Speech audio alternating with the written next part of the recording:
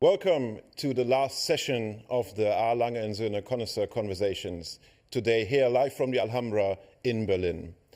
And in the earlier episode we had this morning, we spoke about art and cars and watches and the art of collecting. And now we would like to jump a bit deeper into one special field of collecting, which is collecting cars. And for this reason, we have two specialists, car specialists, and great characters of the car scene with us. First of all, we welcome Simon Kidston, who is based in Geneva and live in Geneva now. Simon has become the voice of the Concorso in Villa d'Este and also is a consultant in the world of classic cars, a very renowned one.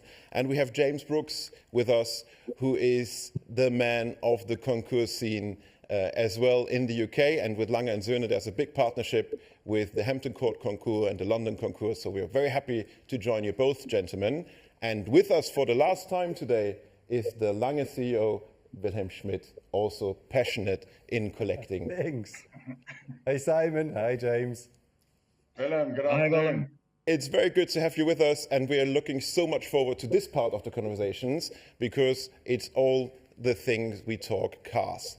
So I would like to jump directly into a question for James, because I think, James, there's no one better to ask this question, why you think collecting cars is different or special compared to collecting watches or art. Yeah, if I may, Philip, I just before we start, I just want to say a little bit about our relationship with Lange and Söhne. I have to say that they are one of the most professional, nicest and understanding partners. And last year was a point in case where this time last year, we didn't know whether a concours was going to run anywhere in the world. We certainly were hoping to run our concours in September. And Wilhelm and I had a very open and honest conversation. Bear in mind, there's no COVID, the whole world is shut down at this stage. And I do remember that after a couple of discussions, we talked about the concours, and Wilhelm turned around to me and he said, look, if you're going to do it, and I said, yeah, we're going to do it if we possibly can. We are going to stick with you through bad times and good times. And that is the true mark of A, gentleman, and B, a fantastic company who has a long-term objective to work with. And so anybody who's lucky enough to partner with Lange and Söhne is a very privileged organization. And I'm not trying to be too sycophantic, but it's worth stating that it was they have been brilliant as a partner of the concours. But of course, we're talking about collecting cars. I think in my sort of feel as being, if you like, the facilitator for some of the car world in the concours is that my feel is that there's a lot of synergy between collecting watches and collecting cars. There's the obvious things like design, the huge complexities of engineering, the rarity side of particularly Lange and Söhne is sort of, you know, it's something to aspire to. It's a brand you want to aspire to, and I think those two things they have a very, very deep synergy. And of course, the other thing is that you can take your watch anywhere in the world, and pretty much, apart from James Bond in the underwater scene, take your car anywhere in the world. So it's sort of, you know, it's one of those things which is very universal. And I think they sort of, but the main important thing, I think, is much more of the heart. And I will come on to heart and head quite a lot in this, but the heart says, I feel good wearing a Lange and Söhne watch. when I wear one, my wrist goes, my shirt goes slightly further up my arm, and I'm very proud to be wearing one. And the same with a classic car. The feel that you get, it's not just looking at it; it's the feel of the driving experience. It's different. It smells. It has a different structure. You can't it's not as comfortable as a modern day car, not like riding a Bentley Continental, but it just smacks of a sort of really good feel in the gut and the feel in the head about driving, which frankly, when you go to the supermarket, you don't get. So that's where I think the main difference between maybe a watch, but the sort of, and the other thing about collecting these cars and having them is there are plenty of avenues to enjoy it. I mean, you can enjoy it rallying, you can enjoy it touring, you can enjoy them on the racetrack if that floats your boat, or indeed concourse. So I think there are so many things you can do once you've actually collected this car. And I know that everybody talks about the investment opportunity and all the rest. I think personally, the investment side is just about justifying the head bit with your heart bit, and most importantly, justifying it with your partner. So I think sort of buying a car it's really sort of saying it's a family heirloom, darling, don't worry. So we all know investments go up and down, but I think that, to me, encapsulates what collecting cars and why it's such a fun, invigorating activity. And of course, you meet lots of nice people. I'll leave it there. I think the people is one of the most important thing, but I would like to jump onto the comment James made. You have, Wilhelm, also a very special agreement at home regards your collection, isn't it? Yeah. Well, I had a very clear thing, that's a hard border, no more than 4 cars. I have now a new rule, no more than 6 cars. So, and I'm looking for excuses to go to 7. 7 days a week comes to mind, but I'm working on that. And overall, it's of course always an investment. The problem is I've never sold one, so there's a lot of value in it, but I don't know much. And I think it's good like this. Simon, would you say that it's important to see cars on the road? Because we just spoke, James just said it, these cars are vivid and living creatures in a sense the moment we see them. How important is that they don't be locked up in collections for you? I think many of us, when we think about a specific car that we have a soft spot for, whatever it might be, and maybe in Wilhelm's case, is it an MGA, is it an AC Ace? Is it a DB24? Each one of those cars that all of us remember, we remember probably where and when we first saw it. And I'd like to think that the next generation of collectors will have their specific memory of each car that they love. And that if we're not the ones who are out there driving those cars on the road and sharing them with the next generation of enthusiasts, where will they get that enthusiasm from?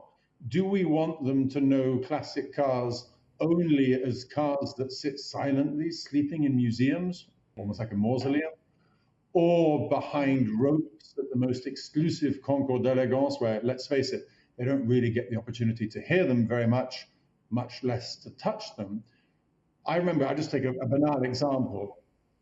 To me, a BMW 507 is something that I first saw in Montreux in the 1980s when I was there with my father. He was visiting a clinic, and I don't know why, but I was walking along the street in the hills above Montreux, and I hear this roar, this burble, and around the hairpin comes, I still remember it, a white 507 with a hardtop, and it disappeared off up the hill, making this wonderful sound. And to this day, that was 35 years ago, I still want a 507 for that reason above all else, despite the fact that in my auction career, I handled many of them. And I often think when I take a car out, and this weekend, for example, I drove a Ferrari Daytona up to a friend's birthday party up in Gstaad. And I just think to myself, okay, as you said, as James said earlier, it's much easier I've got a very nice modern BMW M5 outside, courtesy of BMW Classic, and it would be extremely easy to jump in that, air conditioning, power steering, hands-free, etc. But what if one young person saw that Daytona going past on the motorway and that made an impression to him, and that one day he bought one because of that? Now, sadly, I probably won't be around to sell it to him. But I just like to think that in some way we contributed towards, this is making it sound very grandiose, which it shouldn't be, but spreading the gospel. And I think that I've always said, classic cars that never go out are like athletes that train endlessly but never compete. Classic cars have to be on the road or on the racetrack. They have to be used to be alive. Otherwise, they mummify. So I think all of those who consider ourselves enthusiasts and car guys or car girls have a duty to take these cars out, and it sounds corny, but to share them with other people, because let's face it, they will be the next generation of enthusiasts and collectors, and they'll be the ones who have the responsibility of preserving those cars for the future. Willem, is this also a reason of the activities of Lange and Söhne in the classic car world, together with James and events and others? I cannot agree more with what Simon just said, and I know that we had quite often that conversation. How do we stay relevant for the next generation? And you know, cars in trailer queens, I think that's how they're called, if they only be shipped from one concours d'elegance to the other, and they even clean the tires and things like. It doesn't appeal to me, I have to say. That's where, you know, I can't cope with that concept. It's an automobile, so it's supposed to be moved and not to be stationary. However, we have the same thing in the watch world, you know, these watches that go on auction and they're still in the original factory seals. Then you know for sure it's never been on the wrist. You know, to have something and then not to use it, for me, is one of the biggest problems. And I can understand, because some of the cars, Simon, James, they are so incredibly valuable by now that people are just dead scared to use them. And that means you see them less and less and less. And maybe the only way to show them anyhow is in a very confined environment, which is then the typical car for concours d'elegance. But will that create relevance for the next generation?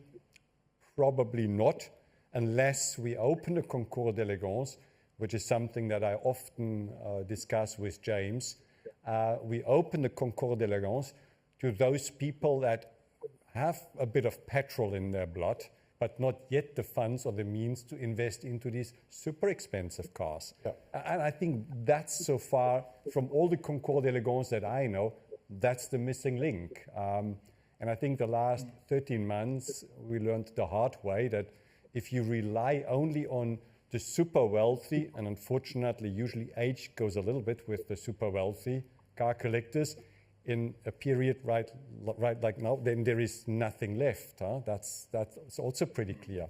So I think the biggest challenge for all of us to create more of these moments that made Simon's wanting a 507, and hopefully some poor fathers that have to explain to their sons that a Daytona is not really inexpensive in today's world. James, may I just play this question to you back? Do you have any ideas how to attract, with such prestigious events you are organizing and you created, how would you like to get the next generation, bring out the gospel, as Simon says, to these young people? Yeah, it's a difficult one, but I think that both Simon and Wilhelm are absolutely right. And certainly from our point of view, we're looking at bringing in different groups of people into the concours. For example, last year we had a thing called the Junior Concours, which was for small cars, whether it's petrol or whatever, with children. So you start to get the sort of 40-year-olds and their parents in. And this year, we're very much focusing on a thing called the 30 under 30, which is 30 cars curated and selected by an under 30-year-old for a proper concours on the Saturday of the Concours of Elegance. So we see and we understand that you've got to get this young movement in. And if this is a successful venture, then next year we'll do the 30 under 30, the junior concours, and then the 40 under 40, so that you start to get a separate little concours for them and make it relevant. I think that's the only way we can practically do that. And I think that as Wilhelm said, with watches, whether it's cars, watches, art, whatever, you've got to get them interested young so that when they do become the buyers of tomorrow, you have them a bit like Pepsi Cola and Coca-Cola battle. Yeah. You know, you've got them locked into your brand. So that's, you know, classically where I think we will be going. I think it's definitely the right approach. Simon, if we see young collectors coming up, and as we said, the funds might be an issue, but if you would say, what are the do's and don'ts if you want to start a collection? Is there 5 points you would recommend or to anyone who would like to start a collection with cars? I would start out by emphasizing, and I think this is something that we all know and should remember, and I shouldn't probably say this, but the amount that you spend on a classic car is not necessarily proportional to the amount of enjoyment you derive from it. I think we've all had the experience in our lifetimes as enthusiasts that frequently the car that gives you the most pleasure is your first car, because it's a whole new sense of adventure. It probably doesn't cost that much. You therefore treat it in a more carefree way, drive it more because of the novelty. And let's face it, we get those cars when we're relatively young, and those are the cars that we create our formative motoring memories with. That said, if you're approaching it as a collector, and when you're 18, you're unlikely to be a collector unless you're very forward-thinking or very lucky. If you approach it as a collector, you have to take a different mindset. Now, that's not to say that it needs to be any less fun, but inevitably when you're spending large amounts of money, and when you're that little bit older and probably more responsible, inevitably there isn't going to be the same spontaneity to it. I always remember the words of a friend who had a Jewish grandfather who got him into collecting art.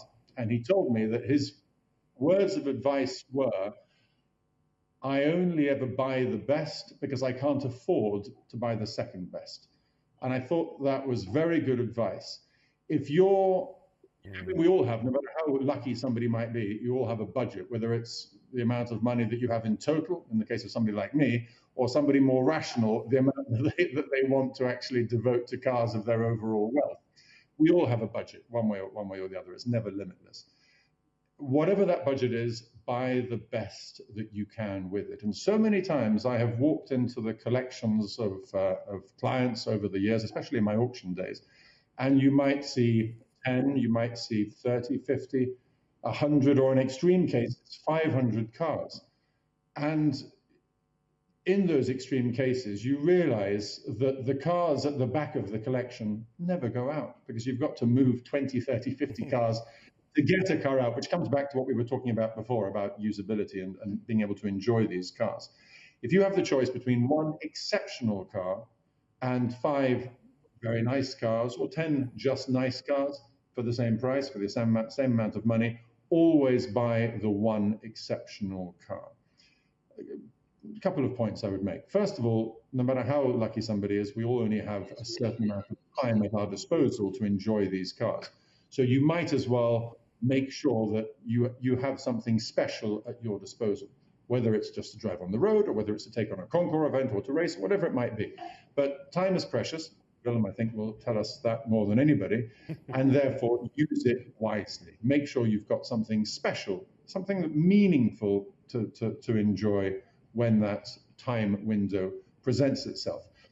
Equally, if I think of the typical, can I say, pub conversation that you might have with another car enthusiast, and you may remember that I'm a lover of Lamborghini Miuras.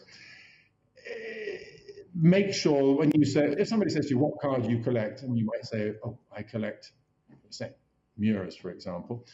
They say, oh, is it a such and such a model? You want to be able to say yes. Is it a such and such a sub-variant? You want to be able to say yes. You basically want to have the right answer to all of those pub questions.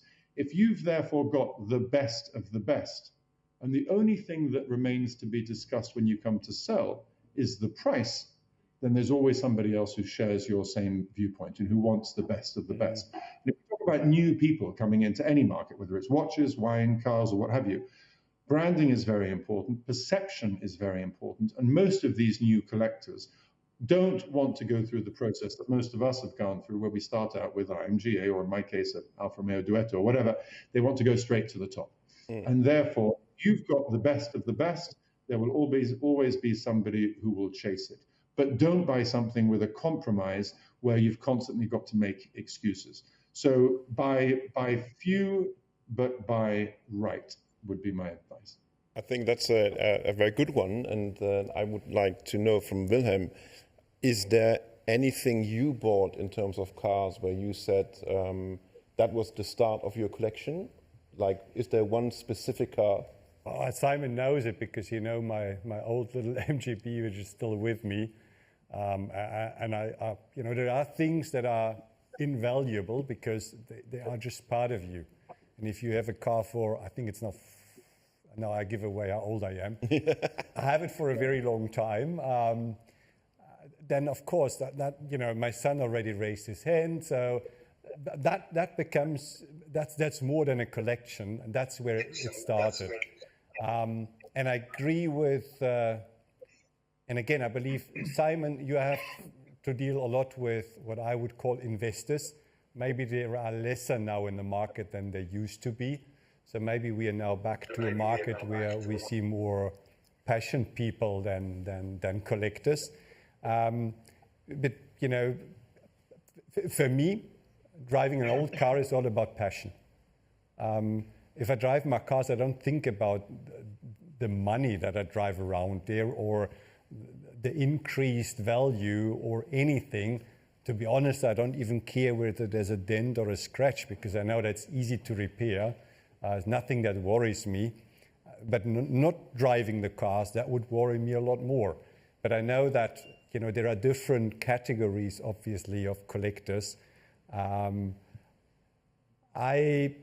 always get along a little better with those people that really know what they have. And where you understand why they bought it and what they like on the cars. I don't go so far that they need to repair their cars. Sorry, that's not, even I can't do that anymore. But what I like is if somebody is in the hobby because he loves cars and not because it's chic to show up with them or to play like the cards and say I have a 12-cylinder or a 6, or God knows what.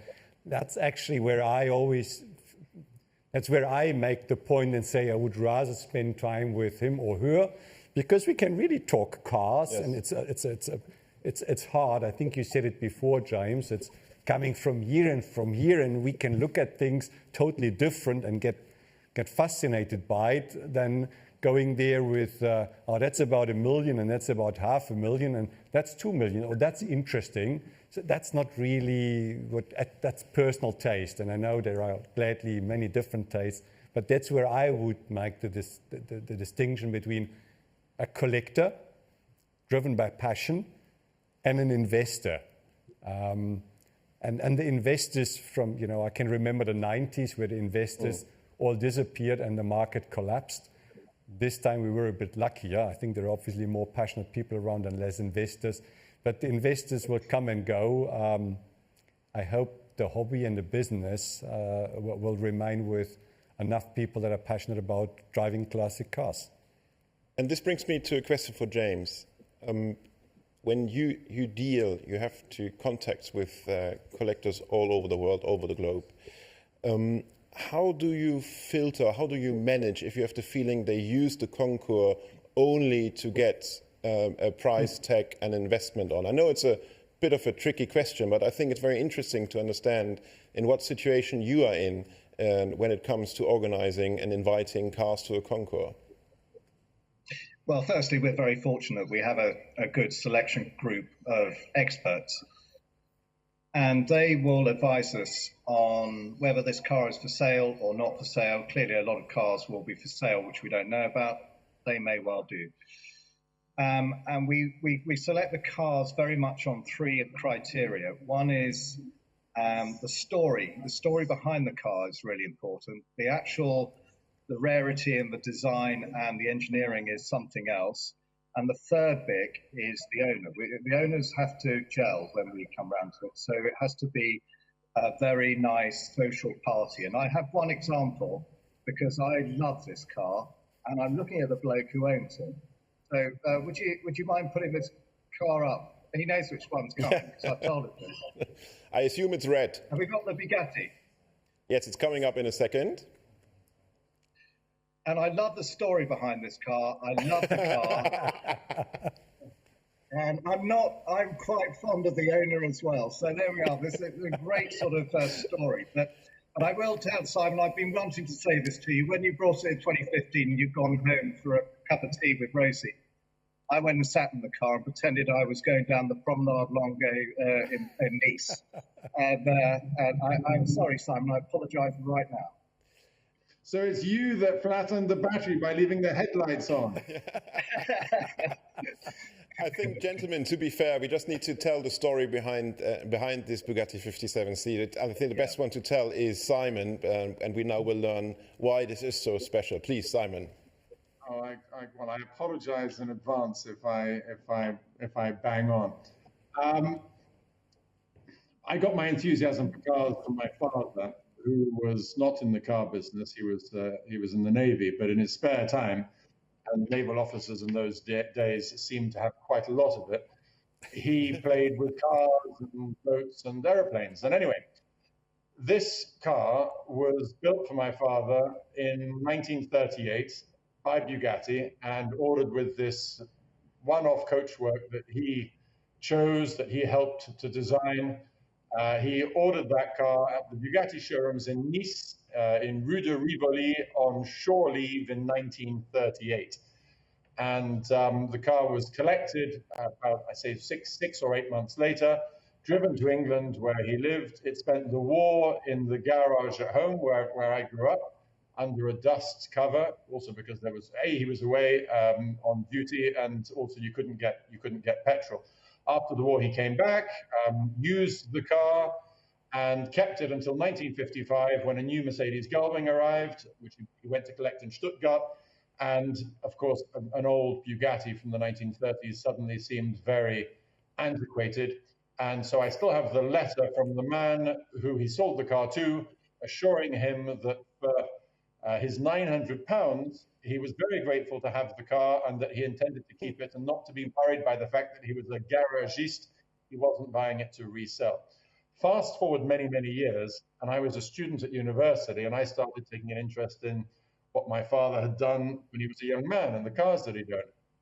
And he, as a naval officer, he kept everything very, very meticulously, including all of the paperwork for every car that he had bought. So I found the original paperwork from when he went to order that car from Bugatti. And in the file was this letter from this man called Mr. Bowman, who in 1955 had written to my dad to say, "Dear Commander Kidston, here's my check for £900, and I look forward to owning the car for many years." And a letter from 10 years after that in which he wrote back to my father to say, "I still have the car, still going extremely well, and I must say red really is the only color for it," which is, of course, unusual for a Bugatti.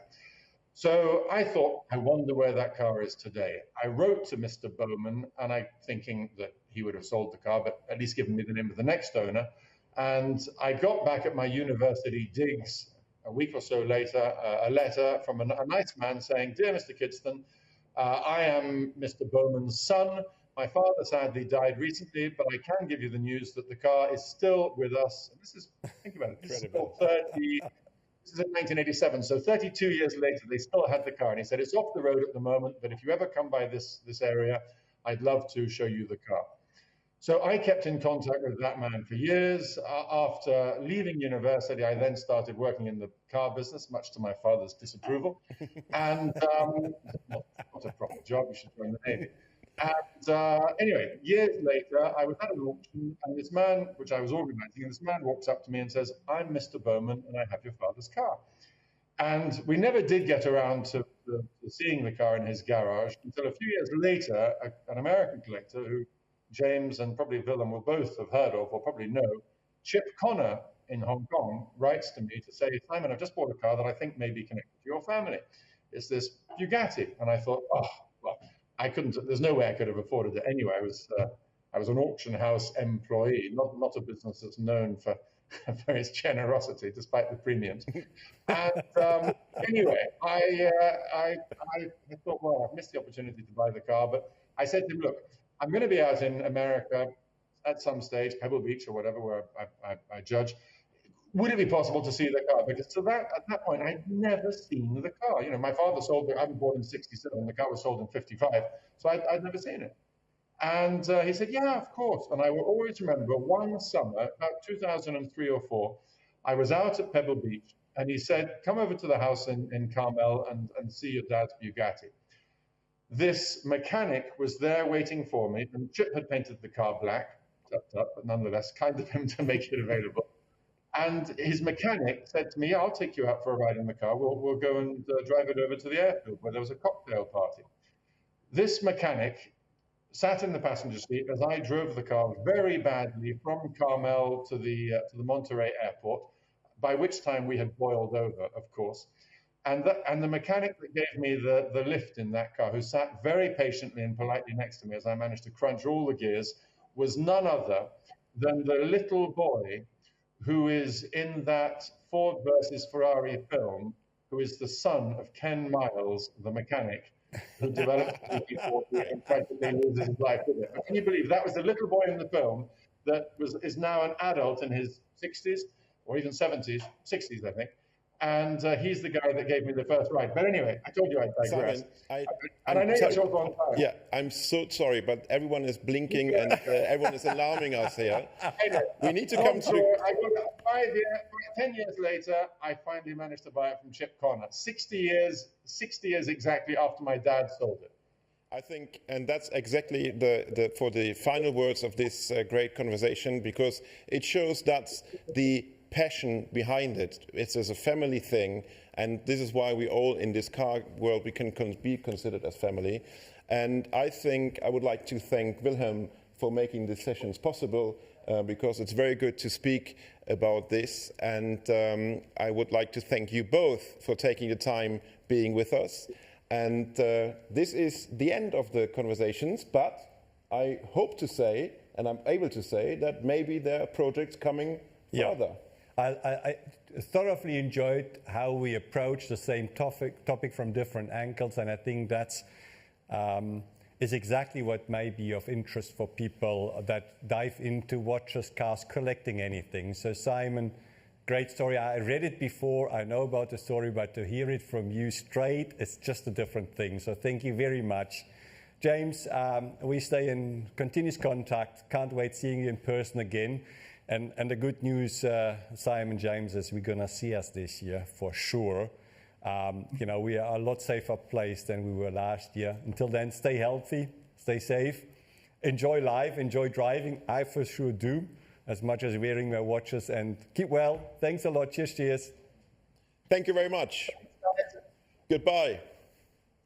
Bye.